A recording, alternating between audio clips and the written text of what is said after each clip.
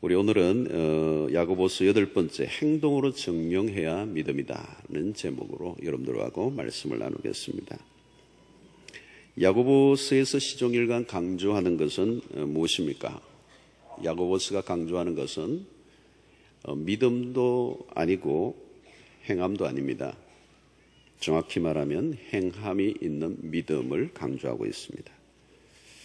참 이 부분은 한국교회에 아주 매우 중요한 이슈죠. 이슈. 한국교회가 지금 처하여 있는 상황 속에서 이 주제야말로 매우 귀중한 주제입니다. 성화의 문제, 삶이 따라주지 않는 신앙, 제자도의 실종, 이런 지적들을 우리가 하고 있습니다.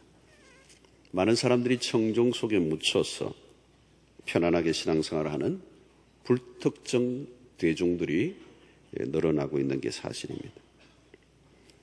신앙생활을 한다고 하지만 변화가 없는 신자들이 의외로 많이 있습니다. 결국 신앙과 삶이 연결되지 않는 거죠.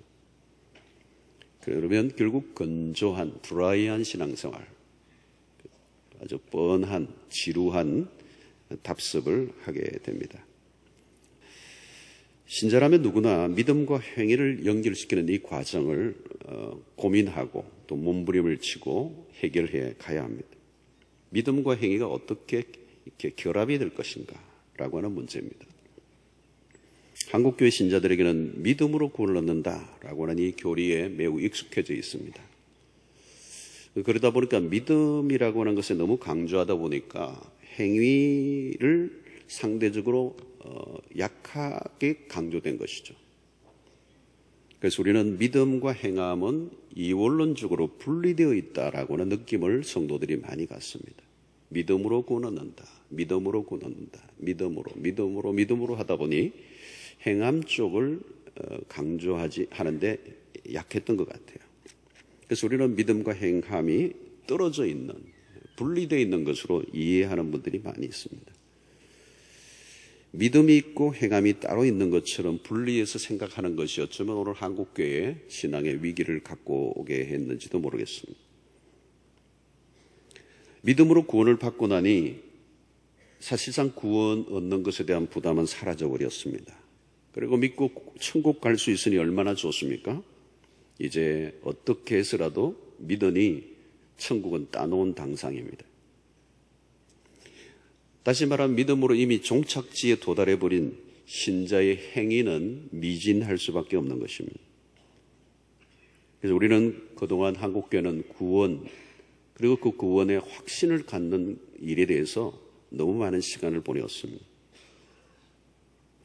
신자들이 믿고 구원받는다는 말은 환영받을 만한 일이지만 행함이 없는 믿음은 죽은 믿음이라고 쏘아붙이는 이 야고보서의 논리를 받아들이지 못하는 경향이 매우 많은 것입니다.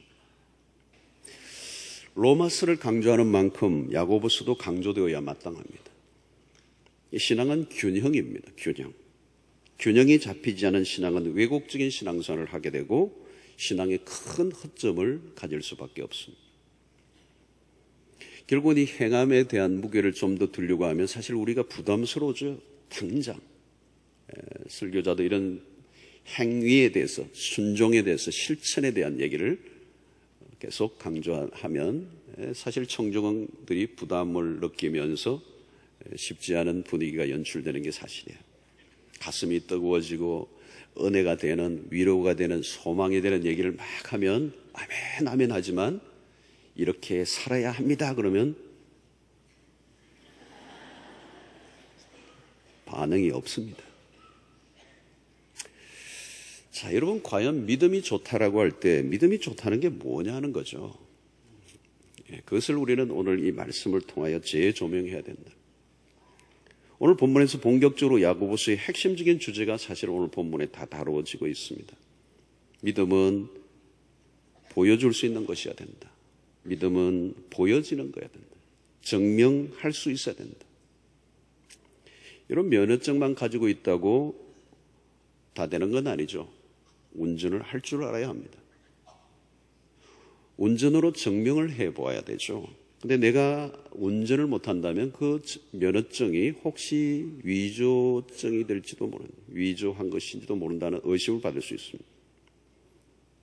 실천이 없고 다른 사람들이 그것을 볼 수 없다면 그게 과연 믿음일까? 이렇게 질문하는 것입니다. 오늘 14절의 말씀이 그 말씀이죠. 내 형제들아, 사람이 믿음이 있노라 하고 행함이 없으면 무슨 유익이 있으리요? 그 다음에 중요하죠. 그 믿음이 너를 구원하겠느냐? 그 믿음이 너를 구원하겠느냐? 굉장히 강력한 도전이죠. 그 믿음 너 구원할 수 있겠어? 이 구원의 문제를 건드리고 있어요. 자, 17절을 보면 이와 같이 행함이 없는 믿음은 그 자체가 죽은 것이다. 20절, 허탄한 사람아, 행함이 없는 믿음이 흙끝인 줄 알고 자느냐. 26절, 영혼 없는 몸이 죽은 것 같이 행함이 없는 믿음은 죽은 것이니라. 야고보가 집요하게 강조하고 있습니다. 도무지 빠져나갈 구멍이 없어. 행함이 없는 믿음은 헛것이고 죽은 것이고 그것은 구원을 얻을 수 없는 것이라고 단언하는 것입니다. 얼마나 강경합니까? 정신이 번쩍 들게 하는 말씀이에요.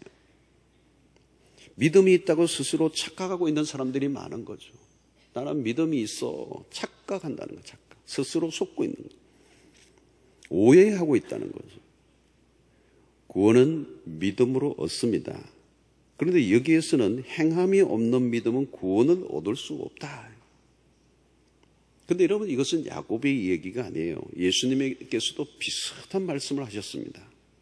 산상수훈 마태복음 7장 21절에 나더러 주여 주여 하는 자마다 다 천국에 들어갈 것이 아니요 다만 하늘에 계신 내 아버지의 뜻대로 행하는 자라야 들어가리라. 여기 뭡니까? 주여 주여 하는 자마다 다 들어갈 것이 아니다. 여기 주여 주여 한다는 것은 무엇을 말할까요? 기도도 하고 간증도 하고 교회에서 여러 가지 봉사도 하고 말할 때마다 할렐루야 아멘 하지만 결정적인 문제는 행함이 없다면 그것이 과연 믿음이겠느냐 반문해 보라는 거죠. 거의 비슷한데 아닌 것은 진품이 아니죠. 유사품이 진짜가 아니라 가짜라는 것입니다. 그러면서 야고보는 구체적인 예를 오늘 하나 들고 있습니다. 15절과 16절의 말씀인데요. 만일 형제나 자매가 헐벗고 일용할 양식이 없는데 너희 중에 누구든지 그에게 이르되 평안히 가라, 덥게 하라, 배부르게 하라 하며 그 몸에 쓸 것을 주지 아니하면 무슨 유익이 있으리요? 그게 무슨 믿음이냐는 거죠. 초대교회 공동체 안에는 실제적으로 가난하고 어려운 지체들이 많았습니다. 그런데 다른 사람의 필요는 채워주지 않고 거의 말로 다 떼어버린다면 믿음이겠느냐는 것입니다. 여러분, 여기에서 형제와 자매라는 호칭을 사용하고 있다는 것을 매우 주목해야 합니다. 형제와 자매, 아주 가까이 있는 형제와 자매. 그들이 헐벗고 굶주려 있는 상태를 잘 알고 있음에도 행동하지 않는다면 믿음이 있다고 말할 수 없다는 겁니다. 헐벗고 먹을 것이 없다면 먹을 것과 입을 것을 주어야 되는데 그냥 말로 한다는 거. 하루 세 끼는 꼭 챙겨 먹어야 건강에 좋아. 추울 때는 오리털 파카가 좋아. 그렇게 얘기하는 거예요. 말만 하는 거예요. 말만 하는 거예요. 알면서도 덥지 않고 말만 번지르게 한다면 상대를 더 굴욕적으로 만드는 것입니다. 차라리 말이라도 하지 않았으면 더 좋을 뻔합니다. 어려운 사람에게 기도해주고 축복송도 불러주고 격려의 말도 하고 조언도 해주고 다 좋은데 다 좋아요. 그거 얼마나 좋은 일입니까? 그런데 그것에 상응하는 실제적인 행동이 따르지 않는다면 말잔치가 되고 만다는 것입니다. 여러분, 우리는 도울 사람이 있으면 눈에 보이면 즉시 실천에 옮겨야 합니다. 실천에 있어서 순종에 있어서 최고는 뭐냐면 즉시 하는 겁니다. 시간이 지나면 안 되게 돼 있습니다. 이 깨닫는 순간 실천하는 게 믿음이라는 거예요. 미루면 안 돼요. 여러분, 행동하는 그리스도인들의 특징이 뭐냐면 미루지 않습니다. 사람들은 미루는 것이 불순종인 것을 알지 못합니다. 여러분, 지체는 미화된 불순종입니다. 무엇보다도 순종을 미루면 마귀가 가만히 두지를 않아요. 순종하지 못하도록 방해를 합니다. 그래서 순종하지 못하는 것에 대한 합리적인 수없는 구실을 만들어내게 합니다. 그리고 우리의 기억력이 그렇게 좋은 편이 아닙니다. 누군가에게 빌려준 돈에 대한 기억력은 비상하지만 말씀에 대한 기억력은 짧습니다. 즉각적인 실천보다 좋은 것은 없습니다. 하나님이 말씀으로 우리를 감동 주시고 도전을 주시는 것은 지금 순종하라는 거예요. 나중에는 또 다른 말씀으로 순종할 것이 끊임없이 있어요. 따로 있습니다. 그래서 오늘 사도 요한도 요한일서 3장 17절에서 그런 말씀을 합니다. 누가 이 세상의 재물을 가지고 형제의 궁핍함을 그 다음에 뭐예요? 보고도 해요. 안 봤으면 몰라요. 근데 보고도 도와줄 마음을 내가 닫으면 하나님의 사랑이 어찌 그 속에 거하겠느냐. 자녀들아, 우리가 말과 혀로만 사랑하지 말고 행함과 진실함으로 하자 그랬어요. 자, 여러분, 이 사도 요한도 야고보와 비슷한 강조를 하고 있습니다. 말과 혀로만 하지 말라는 거예요. 립 서비스 하지 말라는 거예요. 말도 어느 정도는 필요하지만 말만 하면 안 된다는 거예요.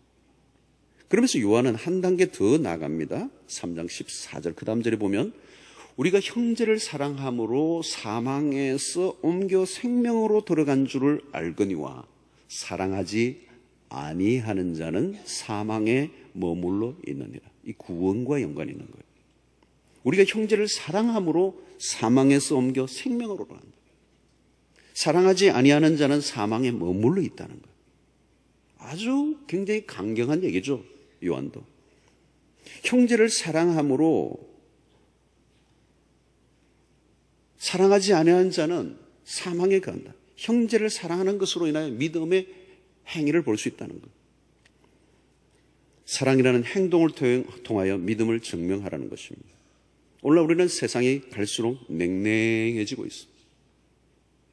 사랑을 통해서 믿음을 확증할 수 있다는 것입니다. 사랑은 이론이 아닙니다. 믿음은 사랑의 행위로 증명되는 것입니다. 그러니까 야고보와 요한이 강조하는 것은 맥을 같이 하고 있는 것입니다. 사랑하는 성도 여러분, 오늘 우리가 믿는다고 하면서 왜 행함이 없을까? 오늘 야고보는 이 본문 안에서 한 가지를 지적해요. 그게 뭐냐면 지식적인 믿음이라는 거예요. 지식적인 믿음. 사람들은 아는 것에 관심이 높습니다. 물론 책을 읽고 성경 공부를 하고 지적인 실력을 쌓는 것은 매우 좋은 일입니다. 기독교는 무식한 것을 지지하지 않아요. 무지에서 오는 위험은 굉장히 큰 것입니다. 그래서 지성의 영역, 이 기독교의 지성의 영역 매우 중요합니다. 여러분, 종교개혁자들은 대단한 지성의 힘을 갖고 있었어요. 마틴 루터나 지난주에 우리 종교개혁주를 지냈습니다마는 마틴 루터나 존 칼빈 굉장한 석학들입니다. 대단한 학문적 깊이를 가지고 있었기 때문에 그 시대의 오류를 지적해낼 수가 있었어요. 우리는 바울 사도를 잘 알 수 있습니다. 그의 이 서신서를 보면 이 방대한 신약의 어마어마한 분량을 조밀조밀하게 기독교의 교리를 아주 세운 이 바울 사도의 그 학문적 깊이를 이해할 수가 있어요. 베드로 전후서를 베드로는 어떤 면에서 수제자처럼 역할을 했지만 베드로 전후서 하나밖에 없어요. 짧은 것밖에 없어요. 그런데 바울이 가지고 있는 이 지성, 그게 어디서 나왔습니까? 가말리엘 문화, 그 시대 당대 최고의 지성의 영향을 받았던 그것이 오늘 예수를 믿고 복음을 경험하고 성령 안에서 새로운 실력 발휘가 나온 거예요. 지성은 굉장히 중요한 것입니다. 아는 것은 매우 중요해요. 그런데 문제는 뭐냐? 이 지성에만 갇혀있는 신앙. 여러분, 오늘날 지성인들이 지식을 가지고 하나님의 진리를 난도질하는 신학자들도 많아요. 어떤 사람들은 평신도임에도 불구하고 굉장히 수준 높은 신학적 책들, 사상적인 책들을 읽습니다. 아주 두꺼운 신학자들의 책을 읽으며 스스로 매우 대견해합니다. 그리고 그것이 자신의 신앙인 줄로 착각을 하는 경우가 많아요. 그러나 행동이 전혀 따라주지 않은 지성에 갇힌 신앙은 오늘 야고보가 지적하는 귀신과 같은 믿음이에요. 지식적인 믿음의 맹점은 무엇입니까? 인격적인 관계가 없어요. 하나님과의 친밀한 인격적 관계가 없기 때문에 그 아는 것으로 자신의 삶의 변화가 전혀 일어나지 않는 거예요. 단순히 정보와 지식이 늘어날 뿐이지 하나님과의 친밀함이 전혀 없는 것입니다. 여러분, 많이 안다고 그것이 내 것입니까? 많이 알아도요, 그게 머리에만 모여 있으면 그게 내 게 아니에요. 전혀 아니에요. 그러면 여러분, 생명나무가 아니라 선악을 알게 하는 나무를 먹은 아담과 같아지는 것입니다. 그들이 선악을 알게 하는 나무를 먹는 순간부터 판단하는데 그걸 뭐예요? 그 판단을 다른 사람에게로 갖다 대는 거예요. 다른 사람을 판단하는 데 신경을 쓰다 보니 정작 자신의 삶에 실천이 전혀 일어나지 않는 죽은 지식이 되는 거예요. 죽은 믿음이 되는 것입니다. 아는 게 병이에요. 도울 사람이 있으면 도우면 되는데 이 아는 게 많으니까 따지기 시작하는 거예요. 저 인간이 과연 도움이 필요한 인간인가 분석하기 시작하고, 저 뒤에 배경이 뭔가를 연구하기 시작하고, 또 이 사회, 이런 연약한 자들이 있는 사회 시스템에 대한 부정적인 여론을 형성하고, 또 저들을 돕기 위한 그런 기구를 만들어야 한다고 그러고, 그러다 보면 세월 다 지나가는 거예요. 결국 스스로를 속이는 신앙인이 되고 마는 것입니다. 듣고 배우고 아는 말씀이 내 삶 속에서 행동으로 녹아지지 않으면 그것은 나와 전혀 상관이 없는 것입니다. 사랑하는 성도 여러분, 요즘 우리에게 가장 큰 도전은 말만 무성한 신앙인 것이죠. 우린 말을 너무 잘합니다. 문제는 말만 잘한다는 것이 오늘 우리의 삶의 연약함이요, 또 우리의 아픔이기도 합니다. 예수님 당시 이스라엘의 모습이 그랬어요. 이스라엘 백성들의 모습이 그랬어요. 예수님은 그 시대를 향해 입만 무성한 무화과 나무 같다고 하셨어요. 여러분, 내가 무엇인가를 행하지 않는다면 말도 하지 않아야 합니다. 일도 안 하고 말만 하는 사람은 문제가 있습니다. 헐벗고 일용할 양식이 없는 사람에게 평안히 가라, 덥게 하라, 배부르게 하라, 전혀 영양가 없는 말이에요. 관념적인 말로 아까운 에너지를 낭비하는 삶을 살지 말아야 된다는 거예요. 그러면서 오늘 야고보는 두 사람의 예를 들고 있습니다. 아브라함과 라합이에요. 21절 보면 우리 조상 아브라함이 그 아들 이삭을 제단에 바칠 때, 그 다음에 이 부분이 굉장히 중요한, 눈여겨보아야 돼. 행함으로, 로마서에서 보던 것과 낯설어요. 이삭을 제단에 바칠 때 행함으로 의롭다 하심을 받은 것이 아니냐. 여러분, 야고보는 믿음의 조상 아브라함의 예를 들면서 행함으로 의롭다함을 받는 것에 대해서 말씀합니다. 창세기 15장에 보면 아브라함이 믿음으로 의롭다 여김을 받았다고 얘기를 해요. 그런데 오늘 야고보는 행함으로 의롭다함을 받았다. 이게 상반된 논리입니까? 야고보의 주장과 로마서 바울의 주장이 다른 것입니까? 모순적인 주장을 하고 있는 것처럼 보입니다. 그러나 결코 그렇지 않아요. 우리가 아는 것처럼 성경은 성경끼리 충돌하지 않아요. 요한계시록과 창세기가 충돌하지 않아요. 성경의 66권은 오묘하게 하나의 청요한 원리를 일치를 하는 거죠. 그러니까 오늘 야고보서와 로마서가 충돌하지 않는다는 거예요. 왜 그런데 오늘 야고보는 행함으로, 그리고 로마서의 바울은 믿음으로 얘기하는가? 여러분, 바울은 뿌리 부분을 얘기해요. 나무는 똑같아요. 근데 바울은 뿌리 부분을 얘기하고 있고 야고보는 열매 부분을 얘기하고 있는 거예요. 믿음은 구원의 뿌리 부분이고 행함은 구원의 열매 부분이에요. 뿌리도 있어야 되고 열매도 있어야 돼요. 중요한 건 어디를 더 강조하느냐의 차이예요. 아브라함은 아들을 제단에 바치는 행동을 보였고 그것은 믿음의 뿌리에서 나온 행인 것이죠. 아브라함이 이삭을 번제단에 올려놓는 순종에서 야고보는 무엇을 보았어요? 그 행위에서 믿음을 본 것입니다. 사과나무는 사과가 열릴 수밖에 없는 것입니다. 성도 여러분, 이제 우리는 어떻게 해야 되죠? 믿음을 동사로 만들어야 합니다. 행동하는 신앙. 믿는 것을 실천으로 바꾸는 신앙으로 바꾸는 일에 우리가 계속적인 노력을 해야 합니다. 설교를 들을 때도 그냥 듣지 말고 실천하고자 하는 마음을 가지고 들어야 합니다. 실천하려는 태도가 아니라면 지식적인 만족을 위해 설교를 듣게 됩니다. 그런 사람은 설교를 들을 때도 판단하는 자로 서 있게 되겠죠. 더 나은 설교를 들으려고 다니게 되겠습니다. 그러나 더 나은 설교를 들으려고 하는 것이지 더 나은 삶을 살려고 하지는 않기 때문에 스스로 속게 되는 것입니다. 여러분, 설교를 평가하는 것보다 내가 어떻게 살고 있는가를 점검해야 합니다. 말씀을 들을 때마다 자신의 삶을 살펴야 돼요. 그래서 내 안에 변화되지 않으려고 하는 그 고집들을 꺾는 작업들이 필요한 것입니다. 믿음은 동사가 돼야 돼요. 행동해야 돼요. 믿음은 행동으로 옮길 때 강화되는 것입니다. 이해가 잘 안 되었지만 행동으로 옮겨보면 그 말씀이 진리라고 하는 사실을 깨닫게 되는 것입니다. 그때 믿음이 우리 안에서 작동이 되는 것입니다. 여러분, 실천해 본 것까지만 내 것이 됩니다. 그러지 않고는 모든 것은 이론으로 남아있는 거예요. 여러분, 믿습니까? 이러면 아멘 합니다. 아멘. 우리 교회는 아멘을 잘하는 교회예요. 한번 해볼까요? 얼마나 우리 뜨겁게 아멘을 해요. 근데 아멘의 의미가 뭡니까, 여러분? 그 말씀이 진리입니다 로 끝나는 게 아니라 그 말씀이 진리이기 때문에 그 말씀대로 내가 살겠습니다가 포함되는 거예요.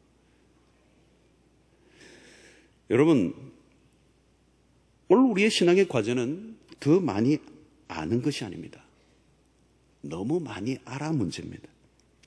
우리의 목표는 똑똑한 신자가 아닙니다. 말씀을 삶 속에 구현하는 따뜻한 신자가 되는 것입니다.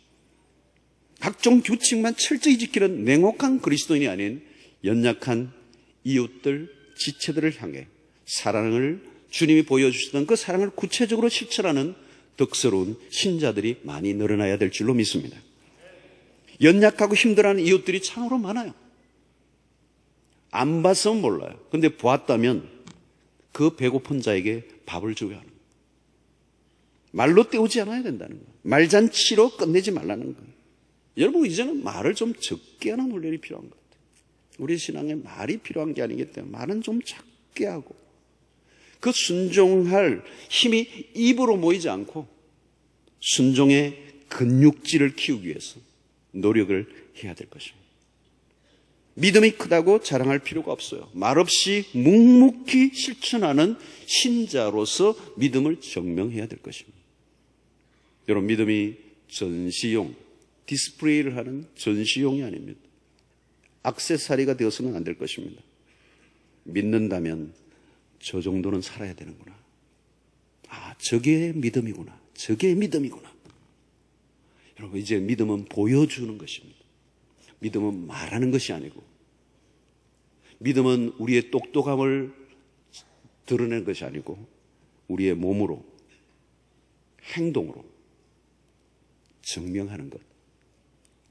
그것이 믿음이라고 야고보는 우리에게 말씀하고 있습니다.